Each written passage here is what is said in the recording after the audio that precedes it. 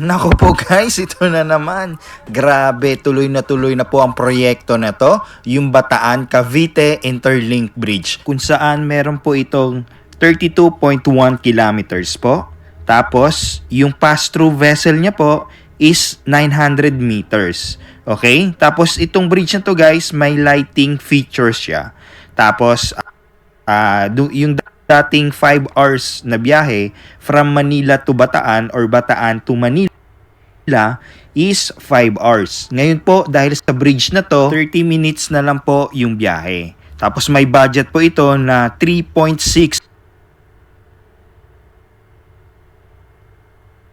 billion dollars. Billion dollars guys, dollars po.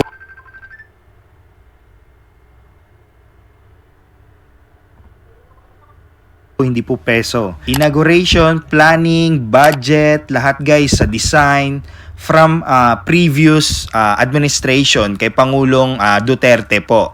So ngayon po, mag-i-start na po yung drilling and construction po sa panahon po ng ating Pangulong Bongbong Marcos na po. So tuloy na po ito. Grabe ito na budget na to guys is 3.6 billion dollars, okay? Nakakalula na budget na ito. Pero tuloy na po. Yun naman po ang pinangako ng ating Pangulong Bongbong Marcos since nangampanya po siya ang lahat ng mga proyekto po ng ating previous President Duterte itutuloy niya po. So ngayon nag-start na ang drilling. So estimated guys, God willing po, matapos po ito mga 5 to 6 years. Grabe. So ito na guys, i-start na natin yung drilling po dito. Let's go! Ready, Mr. President? At the count of 3. 1, 2, 3. Attention, drill floor. Start drilling. Start drilling. Drill floor, good noon. Now vessel in position. We are clear to drill. We are clear to drill. Thank you.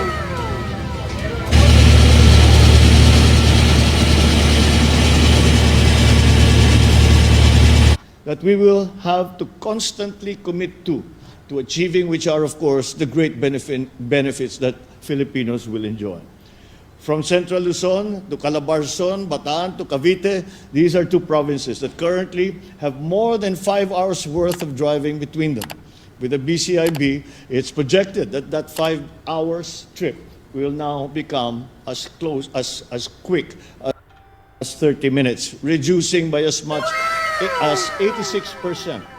The expertise and professionalism in infrastructure development that all of you are known for has made us confident that this bridge will be constructed with the highest standards in mind, with quality. This iconic $3.6 billion bridge project is shared not only by us, but by the entire country. The Bataan Cavite Interlink Bridge is a 32-kilometer 4-lane bridge that will continue the previous administration's build program into this administration's build better more to further enhance inter-island linkages and connectivity and reduce transport logistic costs.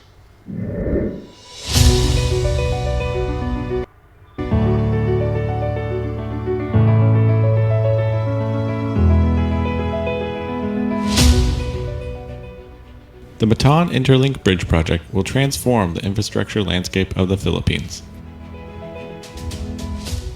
Spanning the mouth of the world-famous Manila Bay, the project will provide a vital transportation link for the region and the nation. At 32 kilometers long, the new iconic gateway will drastically cut travel time between the provinces of Cavite and Bataan from 4 to 5 hours down to only 30 minutes. The project is made up of 6 main components. On the south end, a new highway connection will link the existing roads in Cavite to the bridge. Out over the water, a low causeway structure called the Marine Viaduct carries vehicles along the majority of the bridge and leads to the first of 2 shipping channel crossings.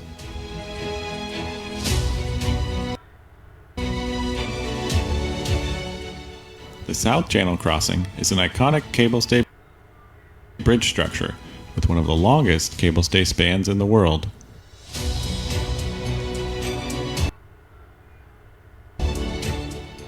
Near Corregidor Island, the bridge has an interchange which allows for turnarounds and will connect to the island as part of a future project.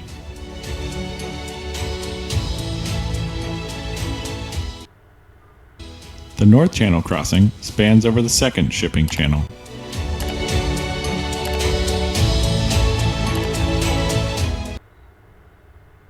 And finally, back on land, the highway extends to connect to the existing roadways in Bataan Province. The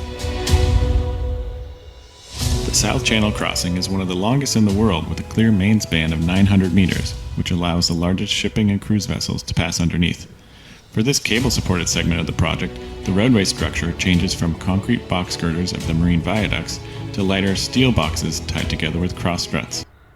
The road deck is 80 meters above the water, and the full tower height is among the tallest in the world at 335 meters. The North Channel Crossing is the smaller of the two cable stay segments, but it is still a significantly large structure. Its main span stretches 400 meters long.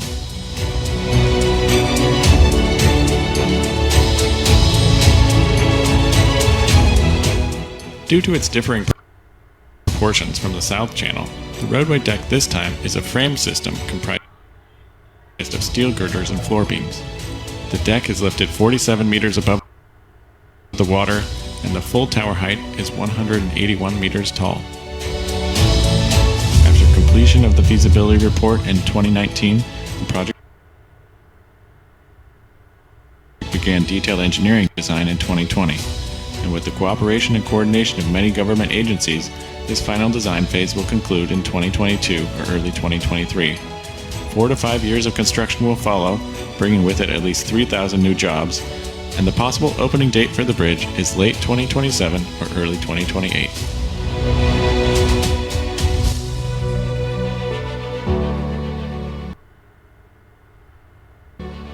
A project of this scale is an admirable undertaking. Thanks to the hard work of the Department of Public Works and Highways and the financial support of the Asian Development Bank, the Bataan Cavite Interlink Bridge will be well worth the investment in the Manila Bay community.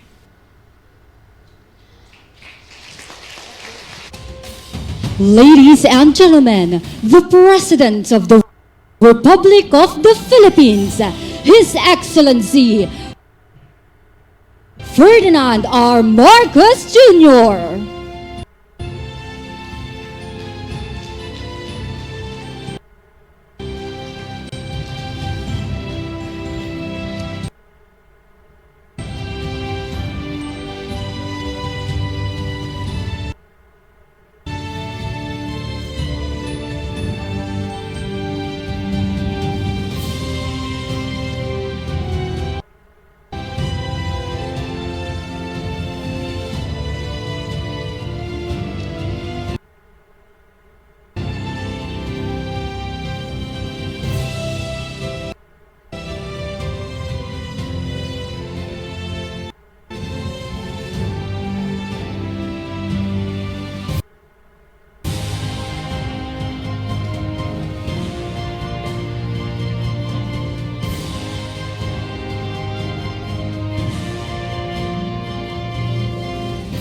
We may now be seated.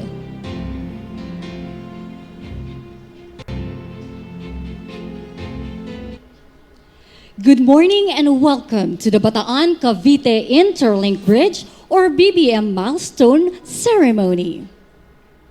To formally begin our program, may we call on Bataan Governor Jose Enrique Garcia III to deliver his welcome remarks.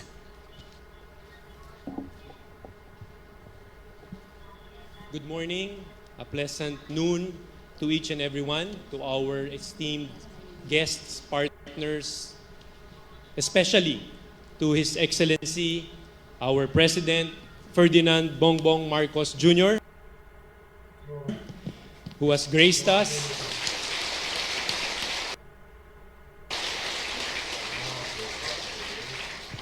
who has graced us with his presence in our beautiful province of Bataan. Your time with us, Mr. President, kahit po ilang oras pa lamang, has already inspired us and filled our hearts with hope for a brighter future.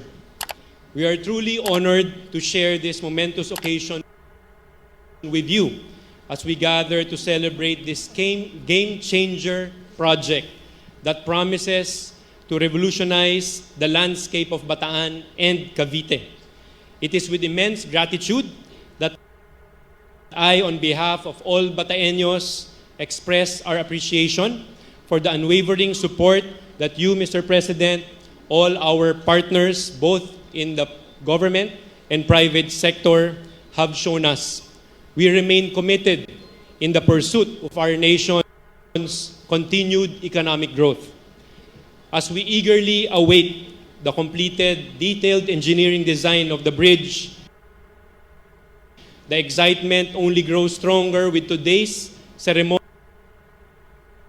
switching of its geotechnical investigation drilling.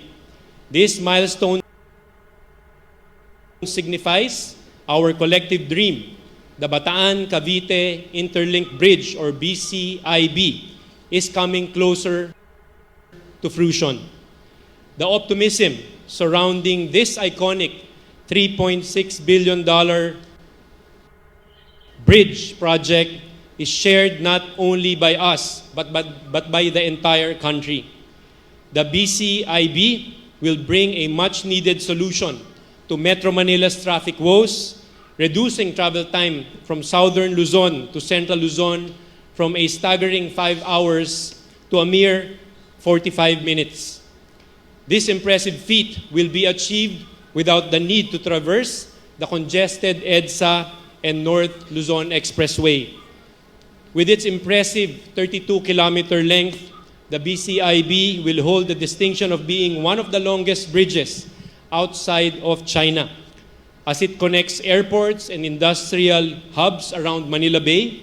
This extraordinary bridge will elevate Bataan and Cavite to new heights and possibly finally position Manila Bay as among the greatest bays in the world. Beyond its physical attributes, the BCIB will undeniably contribute to the economic growth of Regions 3 and 4, as well as the National Capital Region, making Bataan a viable alternative to Metro Manila. The bridge aligns with our overarching vision for Bataan to achieve quality growth driven by diverse economic investments and efficient governance, ultimately leading to stable and empowered families. We are preparing for an economic boom that resonates with the government's holistic approach to creating a work-life balance environment that benefits all citizens. The Bataan-Cavite Interlink Bridge represents so much more than a mere structure to us. It symbolizes progress, connectivity, and hope for our beloved country and its people. Thank you again, Mr. President, for being here today, and may we all enjoy this historic day in the beautiful province of Bataan. Maraming salamat po. Thank you, Governor Garcia. To give us a bird's eye view of the project, may we call on Public Works and Highways Secretary Manuel Bunoan.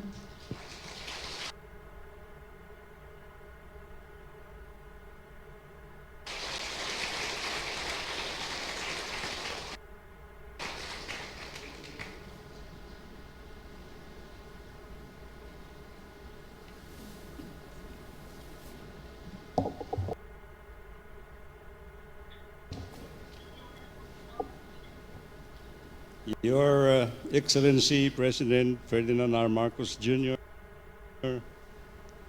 other distinguished guests, ladies and gentlemen, good morning. The Department of Public Works and Highways is grateful to everyone for your precious time in attending this milestone ceremonial switching of the geotechnical investigation drilling equipment that marks the official launching of the DPWH's biggest infrastructure project to be implemented under the administration of President Bongbong Marcos. The Bataan Cavite Interlink Bridge project, this momentous occasion is made more memorable with the presence of no less than our President, President Ferdinand R. Marcos Jr. The Bataan Cavite Interlink Bridge is a 32-kilometer, 4-lane bridge that is included in the recently approved NEDA board list of infrastructure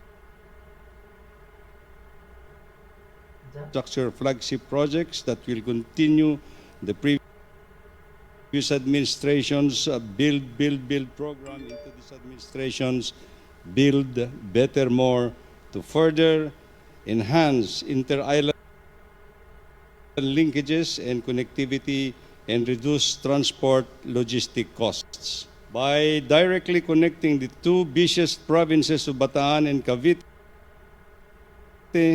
located in Region 3 and Region 4A, the country's biggest gross domestic product generator, travel time will be reduced to by more than 4 hours. This will help reduce logistic costs that can further lead to a reduction in the prices of goods and services, all of which have positive effects on the economy. This is anchored on the 8-point agenda of the President and the Philippine Development Plan that outlines the priority programs and strategies aims to improve the lives of every Filipino.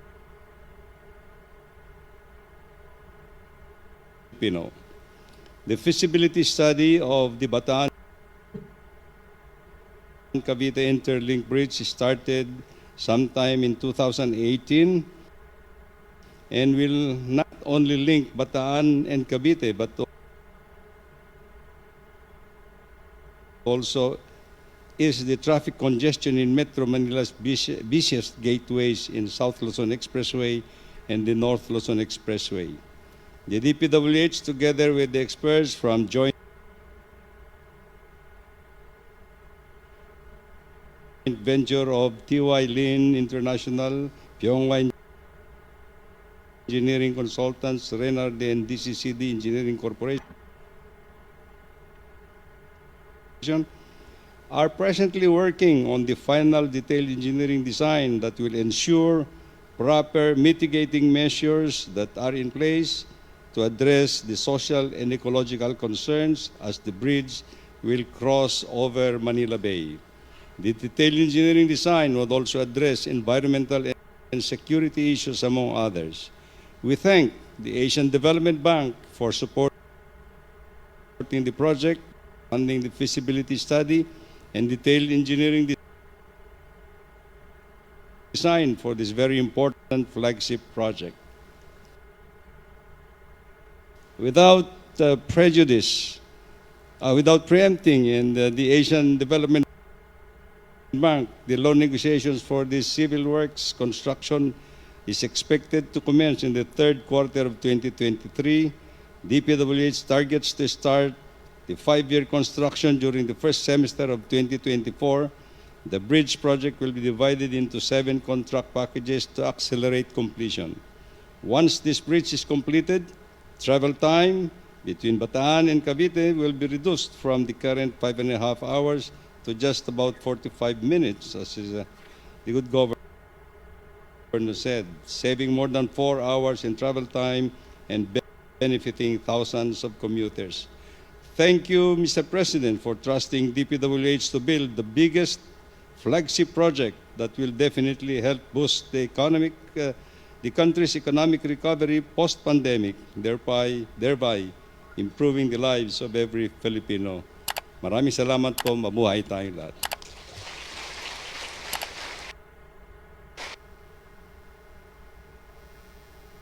At this point, may we invite the President and the rest of our stage party to please rise. as we shall now proceed to the ceremonial switching of the Bataan Cavite Interlink Bridge geotechnical investigation of drilling equipment. May we request the President to kindly press the button in a short while. Ready, Mr. President? At the count of 3. 1, 2, 3.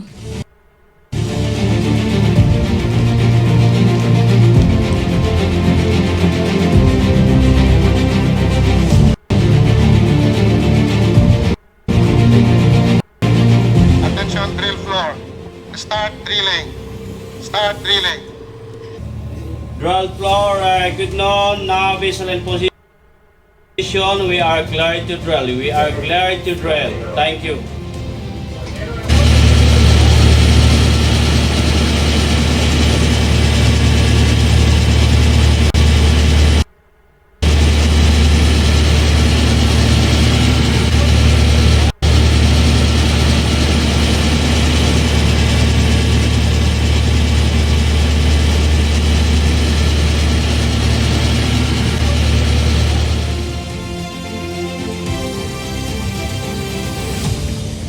Thank you, Mr. President, and congratulations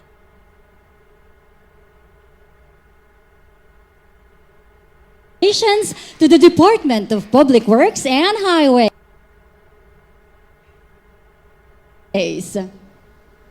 At this juncture, may we call on House Speaker Ferdinand Martin Romualdez to introduce our guest of honor.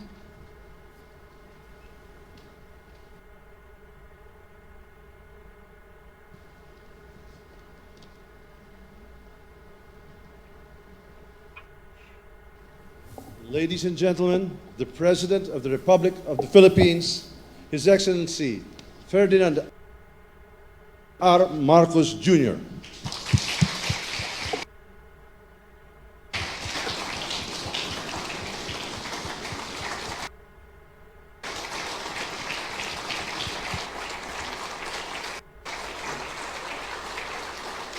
Thank you very much.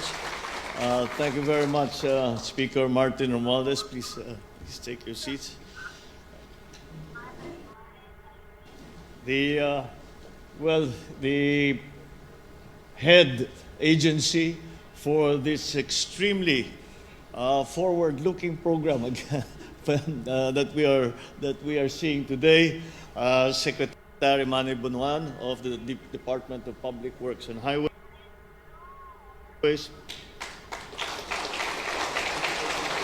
You can see how important this event is, as we have very many cabinet secretaries here. We have Secretary Fred Pascual of the DTI. We have Secretary Tony Yulo Loizaga of the DNR.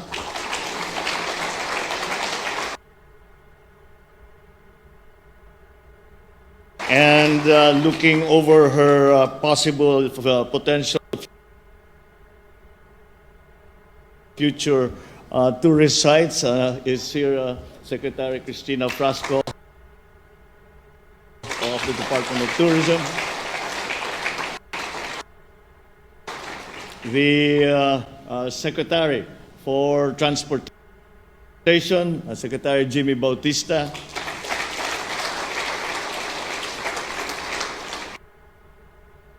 Ang ating partners sa local government. Of course, we heard from the Governor Jose Enrique Garcia, and the Vice Governor Athena Tolentino. The Mayor of Mariveles, Ace Jello Concepcion. Maritime Academy of Asia and the Pacific, President Eduardo Maria R. Santos.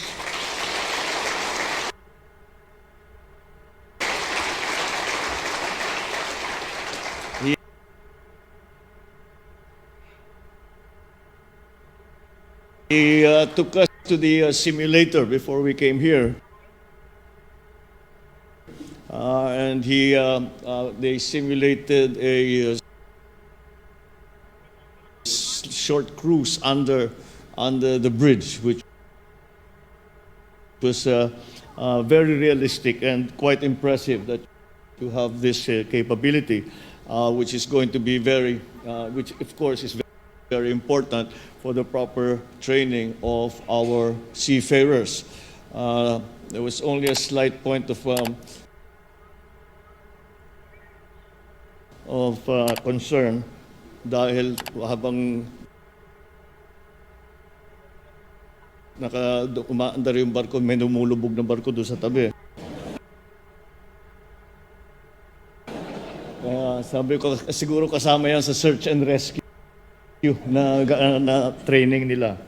My fellow workers in government, our partners in the private sector, ladies and gentlemen, good morning. As we are gathered to celebrate the progress of another massive infrastructure project in the works, I wish to first bring our attention on the following. Every peso our predecessors have shelled out, and every peso that we will continue to spend to construct public roads and infrastructure are investments meant for many generations.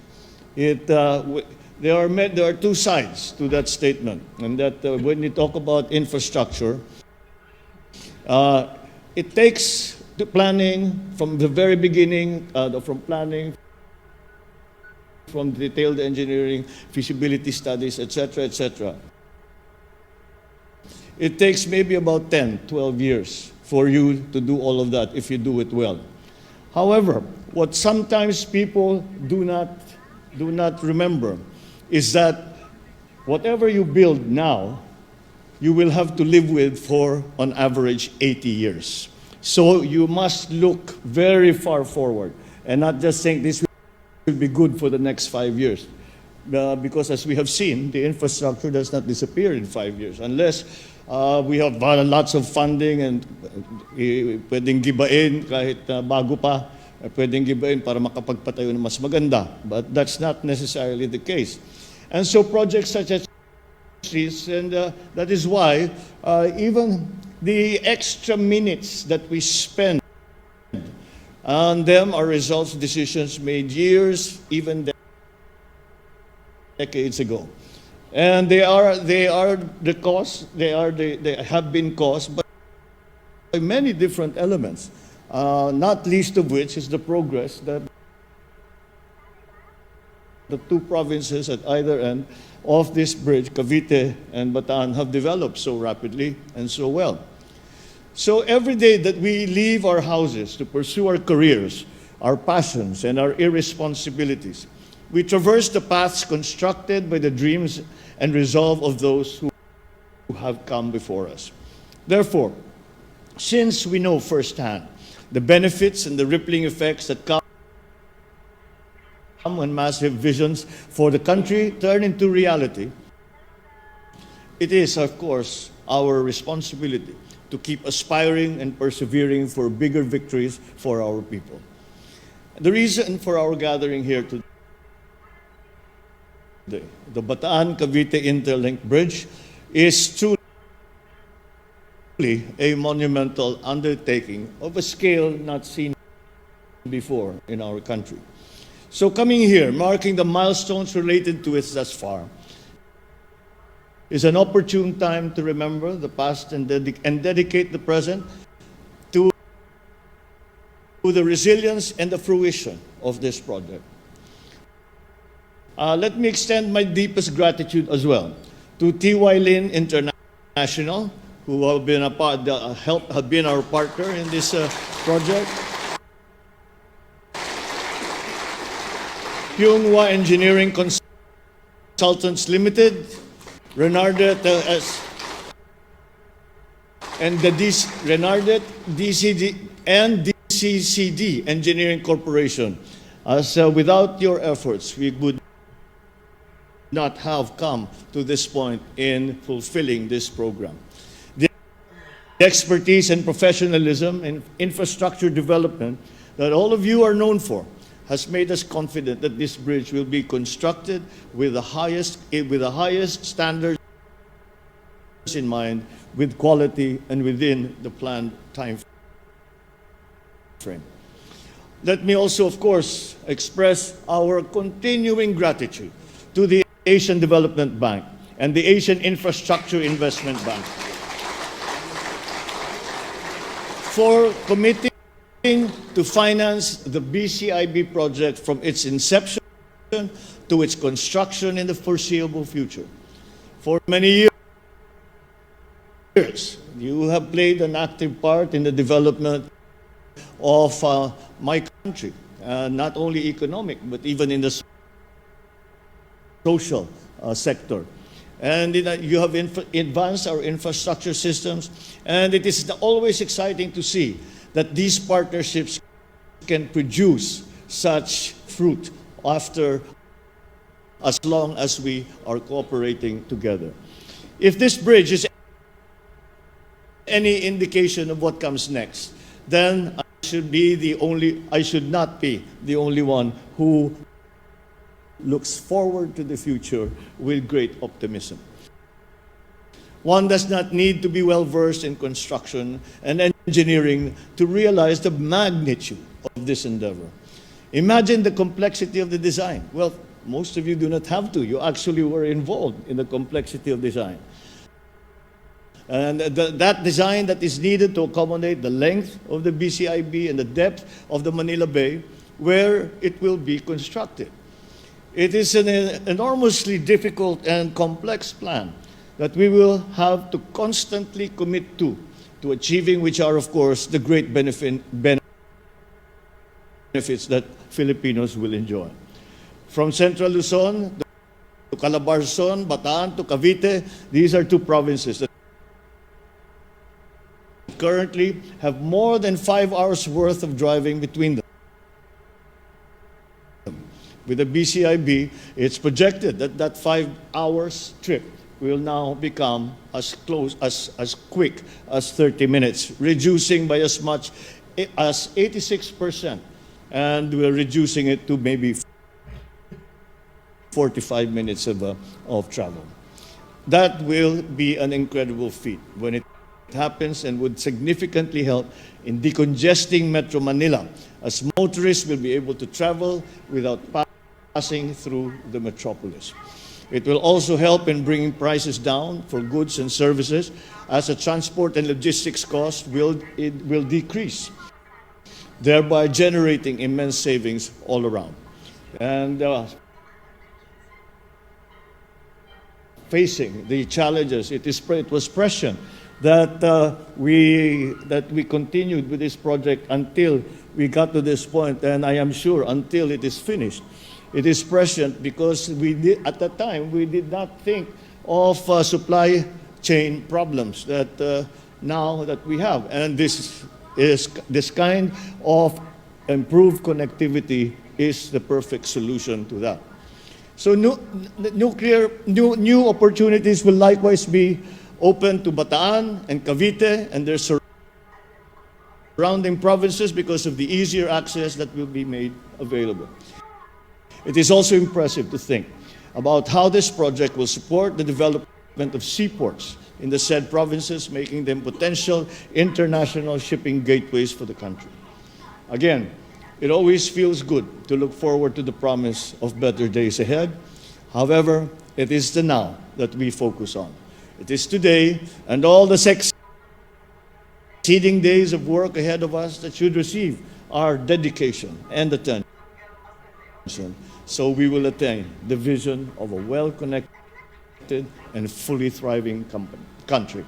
I thus remember all the men and women who have been and will continue working for the detailed engineering design of this bridge, and I wish for your inspiration, comfort, and safety as you complete this ambitious project,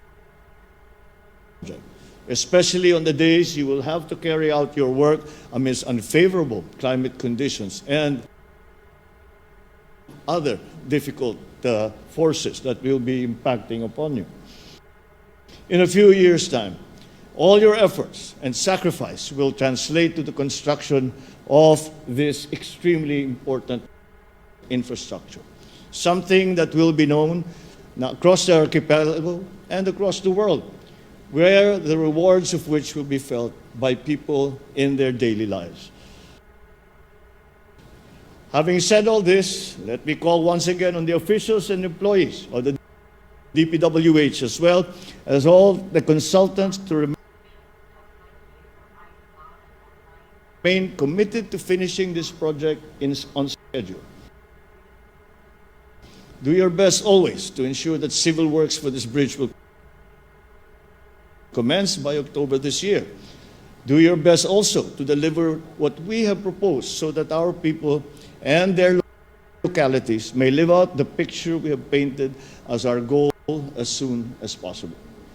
See to it that that the bridge, once completed, will have sufficient links with major thoroughfares in Cavite and Bataan so that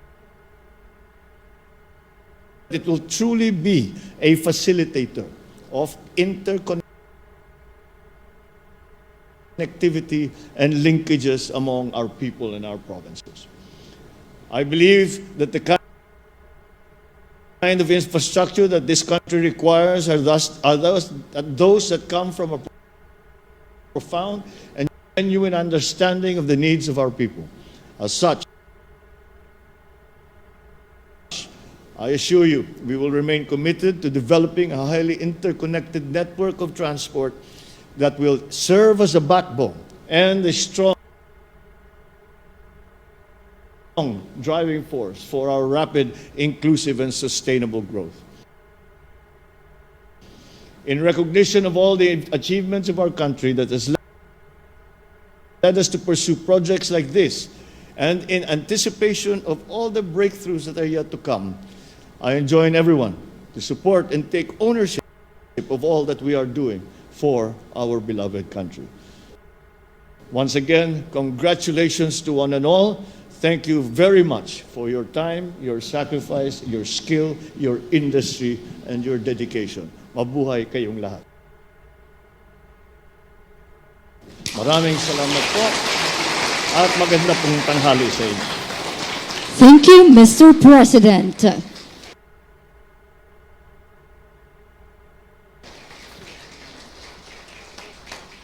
At this point, may we request the President to kindly grant us a photo opportunity.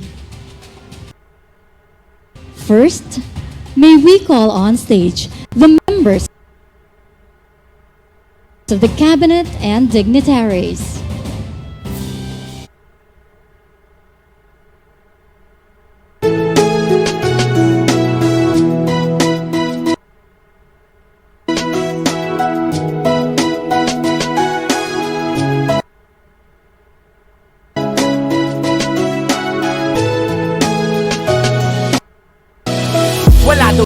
Wala daw nangyayari, marami ang umangal at mga nagsasabi wala daw pagbabago, wala daw nagbabago. Sino ang niloko nyo? Baka kayo naloko. Tignan nyo naman ating kapaligiran. Sino ba ang nagbalita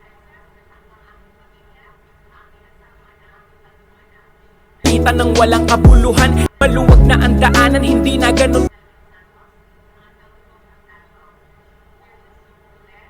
ka-traffic. At sa LRT at MRT di na magpapanik. Di ka na naaangal sa iyong mga daanan. Di naman dumi, di na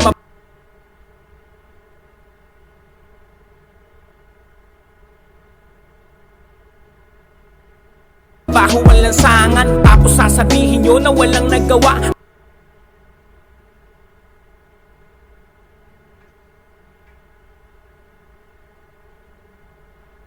Pagbabago dito sa Pinas hindi himala. Kinilusan at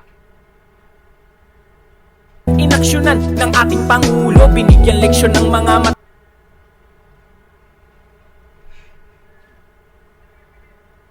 itigas na ulo. Kaya kung sinong susunod sa kanyang yapak, gawin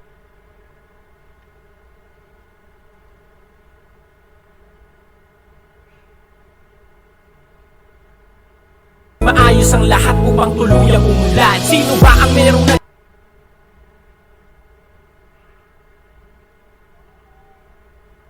nagawa? Sino ang wala? Tignan mo ang pagbabago, lahat di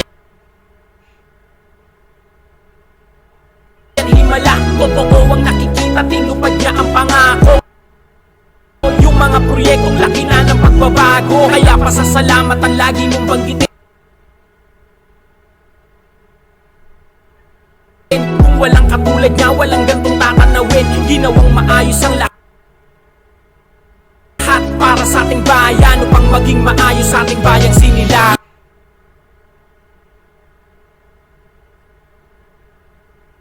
Iba na talaga ang pagbabago, pero marami pa rin di naniniwalang tao. Hindi daw kumikilos, walang nagagawa. Sila yung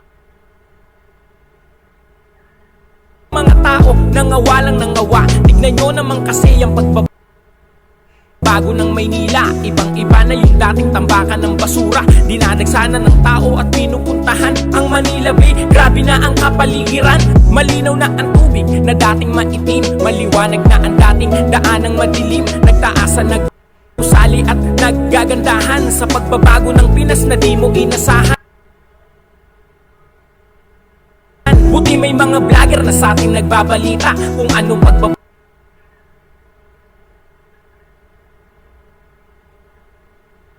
nagawa, pinapakita. Hindi sila bias, sila'y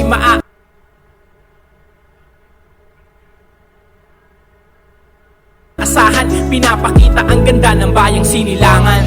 Sino ba ang merong nagawa? Sino ang wala? Tignan mo ang pagbabago, lahat di yan himala. Totoo ang nakikita, tinupad niya ang pangako. Yung mga proyektong laki na ng pagbabago, kaya pasasalamat ang lagi mong banggitin. Kung walang katulad niya, walang gantong tatanawin. Ginawang maayos ang lahat para sa ating bayan, upang maging maayos sa ating bayang sinilangan. Sino ba ang merong nagawa? Sino ang wala? Tignan mo ang pagbabago, lahat di yan himala. Totoo ang nakikita, tinupad niya ang pangako. Yung mga proyektong laki na ng pagbabago, kaya pasasalamat ang lagi mong banggitin. Kung walang katulad niya, walang gantong tatanawin. Ginawang maayos ang lahat para sa ating bayan, upang maging maayos sa ating bayang sinilangan. Ba ang merong nagawa? Sino ang wala? Tignan mo ang pagbabago, lahat di yan himala. Totoo ang nakikita, tinupad niya ang pangako. Yung mga proyektong laki na ng pagbabago, kaya pasasalamat ang lagi mong banggitin. Kung walang katulad niya, walang gantong tatanawin. Ginawang maayos ang lahat para sa ating bayan, upang maging maayos sa ating bayan